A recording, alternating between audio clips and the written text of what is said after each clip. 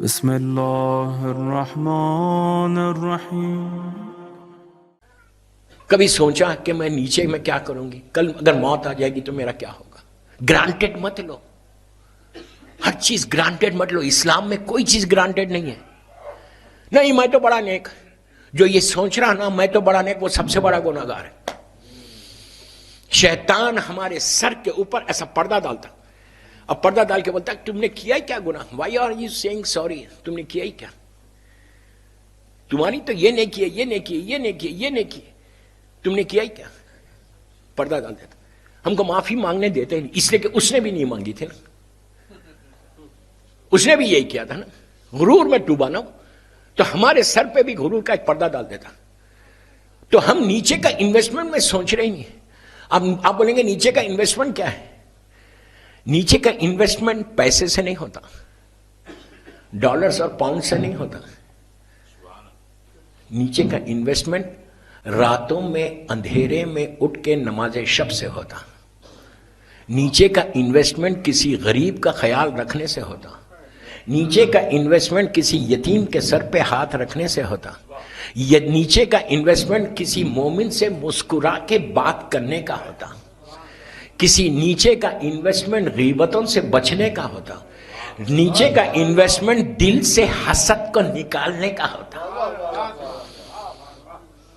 میں تو ایک لسٹ ہے پوری نہیں، میں نے چند باتیں بتائی بس۔ یہ کوشش کرو، یہ ٹرائی کرو کہ یہ بیماریوں سے اپنے آپ کو محفوظ رکھو۔ اگر یہ بیماریوں سے تم محفوظ رہ گئے تو تم نیچے کامیاب ہو جاؤ گے۔ نیچے کی زندگی کو آپ کیا سمجھ رہے ہیں؟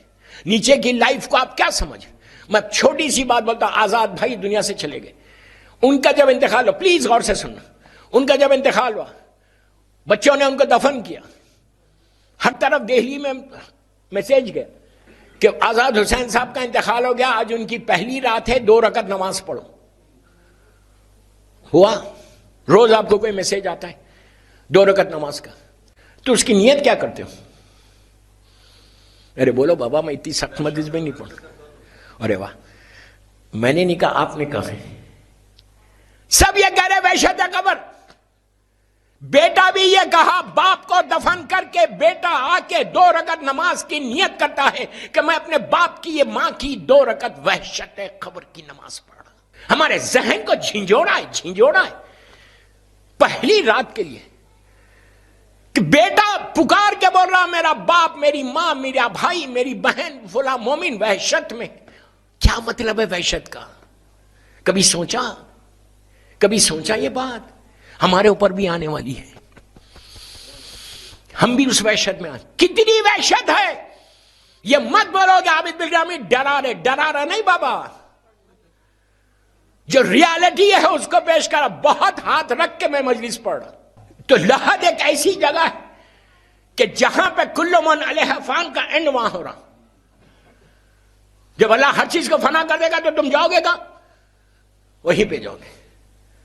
وہاں پہ تم کو کتنے سال رہنا ہے؟ دہلی میں یہاں کے قبرستان میں، گریو یارڈ میں کتنے سال رہو گے؟ 1000 سال، 2000 سال، nobody knows، کوئی نہیں بتا سکتا۔ برزخ کا پیریڈ کتنا بڑا ہے، کسی کو ابھی مولا کا ظہور ہونا ہے، ظہور کا پورا پیریڈ ہے، اس کے بعد رجت ہے ہمارے عقیدے سے، معصومین کی واپسی ہے، اس کے بعد پھر ڈے آف ججمنٹ ہے۔ وہ ڈے آف ججمنٹ کو بھی اللہ نے کہا قرآن میں 50,000 سنہ، وہ ایک دن 50,000 سال کا ہوگا۔ میں بہت آسانی سے پڑھ دیا اور آپ نے سن لیا۔ امیجن کریں کہ وہ دن کیا ہوگا، ہم سب کو جانا ہے۔ تو بس میری ایک ہی خواہش ہے کہ کیری کرو اپنے ساتھ، اور کثرت سے استغفار کرو۔ جتنا ہر نماز عصر کے بعد جب 4 رکعت عصر کی نماز پڑھتے، اب آپ پڑھو گے، پڑھنے کے بعد 70 ٹائمز بسم اللہ الرحمن الرحیم استغفر اللہ ربی واتوب الیہ بولو۔ اگر عربی میں نہیں بول سکتے اردو میں بولو، اللہ معاف کر دے، معاف کر دے، معاف کر دے، معاف کر دے، معاف کر دے، معاف کر دے، 70 مرتبہ۔ اس کا فائدہ کیا ہے؟ اس کا فائدہ یہ ہے کہ تم 70 مرتبہ بولو گے تو اللہ دن بھر کے تمہارے 700 گناہ معاف کر دے گا، 700۔ اب اس کا یہ مطلب نہیں ہے کہ آج پڑھی تو پھر 1 مہینے کے بعد پڑھنا، 700 معاف ہو گئے.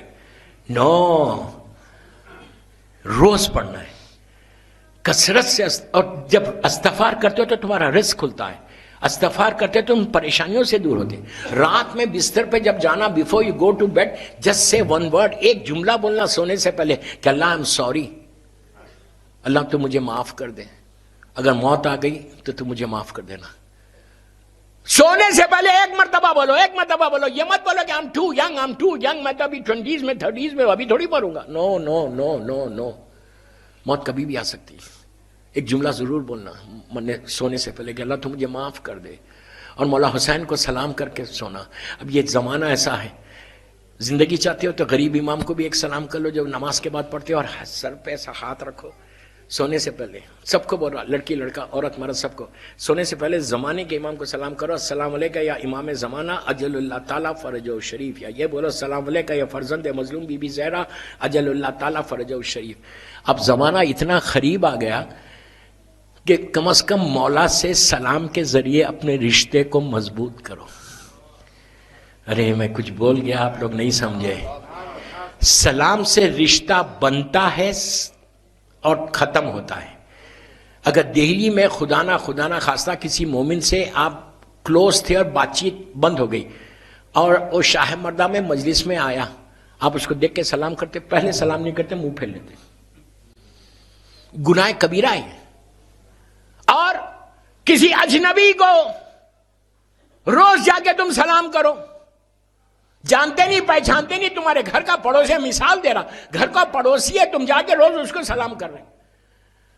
1 دن 2 دن 3 دن 4 دن 5 دن 8 دن تک سلام کرتے رہو، وہ تمہارے چہرے سے واقف ہو جائے گا. پھر اگر 1000 کے مجمع میں بھی تم کو دیکھے گا تو پہچان لے گا کہ یہ وہی ہے جو روز مجھے سلام کرتا ہے. کیا ہوگا؟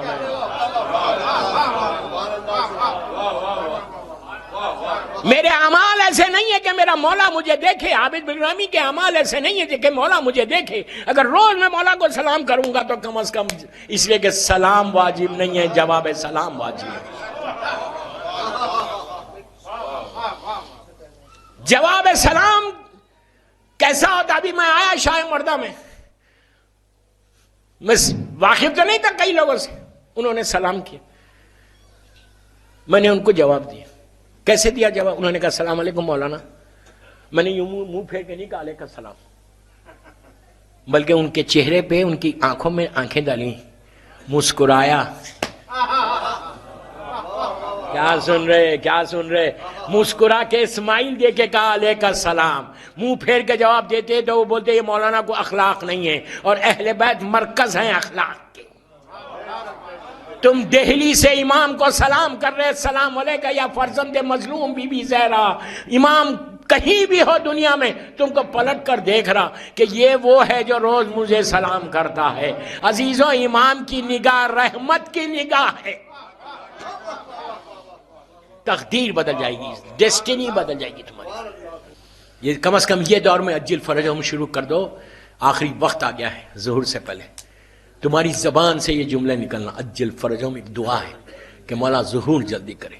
بس دوستو، مولا آباد رکھے، سلامت رکھے. خوبصورت مجمع، بہترین مجمع مومنین شاہ نجف کے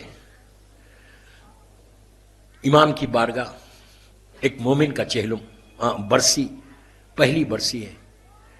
میں بیٹے سے اور بیٹیوں سے یہی کہتا کہ ڈونٹ فارگیٹ یور ڈیڈ.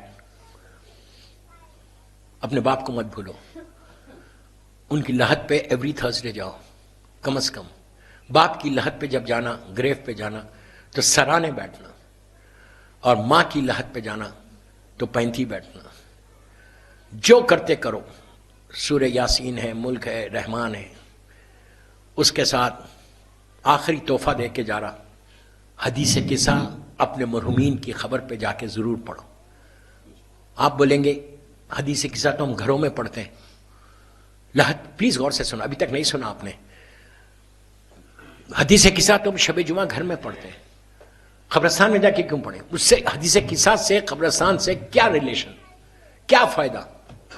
اب سنو، 1 منٹ میں. نہیں آتا پڑھنے، ڈیوائن پل کے اوپر نکالو اور لحد پہ رکھ دو. ایسا حدیث قصہ، یہ ایک ہی حدیث ایسی ہے جو 14 معصومین کے لیے کی فضیلتوں کے لیے ہے.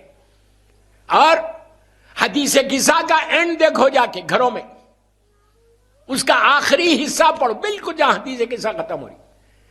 ایک معصوم دوسرے معصوم سے بات کر رہا، اللہ کے رسول صلی اللہ علیہ وآلہ وسلم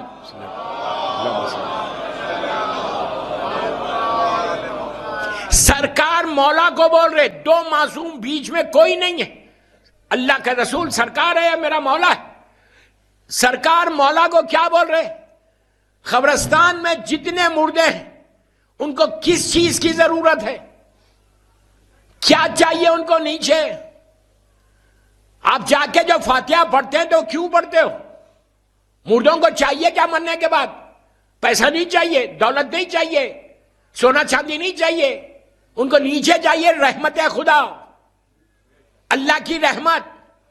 تو حدیث قصہ کا جو اینڈ، ایک اور سے سنو، حدیث قصہ کا جو اینڈ جہاں حدیث قصہ ختم ہو رہی، سرکار مولا کو بول رہے کہ یا علی، یہ حدیث جہاں پڑھی جائے گی، جہاں زمین پہ پڑھی جائے گی، عرش پہ پڑھی جائے گی، وہاں پہ اللہ کی رحمتیں گھیر لیں گی. اللہ کتنا آسان سنے. تم ایک حدیث قصہ نہیں پڑھ رہے، باپ کے لیے پورے انٹائر قبرستان میں ہزاروں لاکھوں مردے ہیں، ان سب کے اوپر رحمت آ گئی. رحمت نہیں آئی، ان کی تکلیفیں دور ہوئی، ان کے اندھیرے دور ہوئے، ان کی وحشت دور ہوئی، ان کی پریشانیاں دور ہوئی. اس لیے کہ کوئی اور نہیں بول رہا، اللہ کا رسول بول رہا کہ رحمتیں گھیر لیں گی. ایک حدیث قصہ سارے مرحومین کے درجات کو اتنا بلند کرے گی کہ تم تصور بھی نہیں کرتے. ایک حدیث قصہ سے لاکھوں کا فائدہ اگر تم نے پہنچا دیا، یہی وہ انویسٹمنٹ ہے جو نیچے تم لے کے جاؤ گے. یہ سب پڑھو. ان کے بچوں سے بول رہا کہ جب اپنی باپ کی لحد پہ جانا تو زیارت مولا حسین پڑھو، زیارت وارثہ آن بیہاف آف یور ڈیڈ. لڑکیوں کو بول رہا کہ اگر تم گھر میں پڑھتی ہو تو یہ بول کے پڑھنا کہ میں اپنے باپ کی نیابت میں پڑھ رہی. تم تصور نہیں کر سکتے تم کہ کتنا فائدہ نیچے پہنچ رہا. وہ زیارت مولا حسین تم پڑھو گے، تمہاری باپ تمہاری خواب میں آ کے تمہارا شکریہ ادا کرے گا.